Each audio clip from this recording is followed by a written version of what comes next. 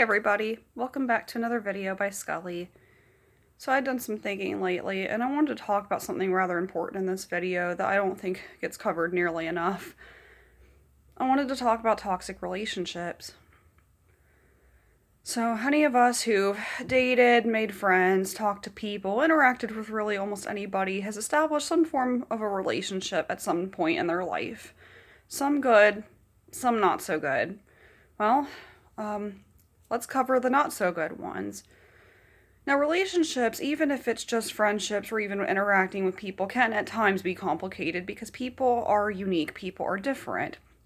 Different hobbies, different cultures, different interests, and there can be other things that may or may not be a contributing factor. Like sometimes things like gender can be a factor. Sometimes age can be a factor and things like that. And then in a lot of ways, like when you make relationships with people and you establish a bond with somebody, it can be very exciting in a lot of areas like that because you can learn a lot from very different types of people. But people, when you meet them, they don't have who they are or what they are just kind of written on their forehead, so to speak. So it takes time to get to know them. And that's what makes making friendships with people so exciting. But sadly, not every relationship works out, whether it's dating, friendship, or even just kind of coexisting with certain people even can be difficult. I mean, I guess you can always go your own separate ways, but let's be realistic, it's not always easy. So, at what point exactly in relationships do they start to get kind of toxic? At what point are you supposed to walk away from those toxic relationships? Like anybody, you want to give people a chance. You don't want to just be done with them immediately. And most people typically mean well, too. I mean, sometimes you can say things that inadvertently hurt somebody's feelings, or you can get off on the wrong foot. You don't get a second chance at a first impression. And that can make making friends even harder and just interacting with people. Now, disagreements is something that gets really complicated because people can genuinely disagree on things and still be friends, but it kind of depends on what exactly people are disagreeing on. And some disagreements can shatter friendships very quickly if it's something that somebody feels very passionately about, or if it's an opinion that somebody has that's very toxic, like if it's prejudice, kind of hate speech related opinions. You don't want to be around those kind of feelings. I mean, if somebody really feels that way and they're dismissing you because you don't agree with them, I mean, not only do you not want the energy around you in general if you disagree with them, but I mean, are you just going to go somewhere with that person and be embarrassed to be seen with them if they start just kind of going off on tangents and just being rude to people? I mean, you don't want to be around that. So yes, sometimes disagreements can cause friendships to fall apart because of that. It can be creative differences or things such as that. So if it's something that's more of a creative difference, like something that you can learn to work with the person about, and it's not something as detrimental as maybe, hate speech or anything like that, I would challenge you to kind of either try to see if you can kind of find a middle ground, maybe agree to disagree, or if it's something that's just really kind of thought provoking, maybe see if there's a way that you can kind of try to, like, just, when people have a train of thought, they have a certain logic that goes with it. If you kind of put yourself in their shoes and use their logic to see that whatever this thing is they're talking about, then maybe you can kind of twist it around and be like, okay, well, that makes more sense if I put it that way. And suddenly, maybe their way of thinking makes more sense. But again, this is kind of more for a creative differences more than something that's more on a moral level, because people have different morals too, and your morals are important to you just like their morals are important to them. And if there's going to be a very big clash between the two and there's no middle ground and it's really causing toxicity and even mental health issues in your relationship, sometimes it is best to just kind of go your own way, and that's not always easy because sometimes people will part ways with somebody toxic, and that toxic person is somebody in their family, it's somebody close to them.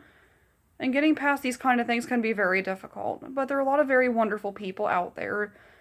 Sometimes people can take a break and they can be friends again later on, once they've had some time to kind of think, and maybe, people can change sometimes too. If it's somebody you knew like in middle school or high school and then you reconnect with them in college and they're pretty cool now and you've both had the chance to kind of grow up and learn about the world.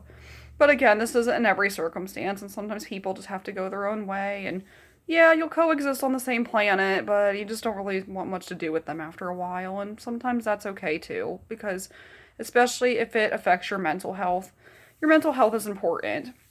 And if you're in a relationship with somebody where you're not really getting a lot out of the relationship, it's causing you a lot of stress, maybe it's even causing them stress. I mean, maybe that's just not the best thing. So these can be really real issues that people can deal with. So yeah, there's having creative differences. People having different personalities can sometimes be a conflicting area, but again, doesn't have to be. Because if you have two people that are opposites, it's going to be very tricky for them to get along with each other. But they also complete each other in a way too. And whether it's something like opinions or just maybe how, especially if it's something like working together, two people can get something done together and they can work very differently. But if they find a middle ground, like a way to compromise, or if it's like a group project, for example, where one person is more of a leader and the other's more of a follower, or you just kind of use each other's strengths, like one person's more creative and one person is more better at decision making and carrying out the tasks, I mean, those people can actually work very well together very easily. But it's just kind of a matter of communication, because communication with every relationship and just in life in general is very important. One of the main reasons that a lot of relationships, really any relationships, whether it's dating, friendships, etc., fall apart is because of communication. Sometimes people get to a point in relationships where they just give up. And it's not even always because they want to, but if it's somebody they're having a very difficult time communicating with, one person's more of a listener, the other person's more chattier, or maybe they're both chatty or neither one of them listen very well, they get to a point where they feel helpless. And if they constantly feel like they're talking to a brick wall, or the person's not listening to them, or certain issues just aren't getting any better, that's going to cause that relationship to fall apart. And that's kind of an issue where it's like, again, sometimes it is for the best if people don't always work out. But communication is something that can be fixed very easily, too. You can learn each other's communication styles. You can really kind of learn to get on the same page as somebody. And especially if it is communicating where you're talking to somebody, and if you find yourself really kind of yelling at the person more than anything else, nobody likes to be yelled at. So that can be another important part of communication and why relationships fall apart. They just constantly feel like they're doing everything wrong. They're never getting recognition for the things they do. I mean, nobody wants to stick around in a relationship like that. So really, when it comes to a relationship that's having issues, really not only it's easy to look at the other person's flaws and see what they're doing wrong, which is okay because nobody's perfect. But don't be afraid to look at your own flaws too, because anytime there's a relationship that's falling apart, and anytime there's a miscommunication, very rarely is it just ever one person's fault, because it's a two-way street. And like even when there's conflict and people argue, again, very rarely is it just one person that's doing everything while the other person just kind of takes it. I mean, I guess that can happen sometimes, but let's be realistic. It takes two most of the time. So there is a lot to consider when relationships fall apart, and it's very easy to give yourself a hard time when they fall apart, and when sometimes it is for the best. And sometimes it is more important for you to try to surround yourself around people that are healthier for you, and maybe even people that have more in common. But if it's, again, if it's differences, I do strongly encourage you to try to be friends with people that are actually fairly different from you. Not only because you learn so much about them, but sometimes, I mean, you learn so much from people like that, and somebody who's very different from you can actually be very healthy for you. You can learn things about yourself that you didn't automatically know before. And sometimes differences makes people not want to be friends with people, but it's not differences that drive people apart. It's much bigger things like miscommunication, conflict, bad communication styles, and sometimes just toxicity altogether. Sometimes it's just chemistry where two people just aren't compatible, and maybe they're not even bad people. But I mean, positive times a negative, you still get a negative. Two positives get a positive, two negatives get a positive. Just got to balance the equation on both sides, and if it's not balanced, then sometimes it just doesn't always work out. So if you feel guilt about this kind of stuff, just know that sometimes this stuff is part of life and healthy, but sometimes if it's something that's starting to go downwards, it can also be fixed. Because remember, this stuff is important to your health, and you want to be around people that are healthy for you, and you want to be healthy for that person too.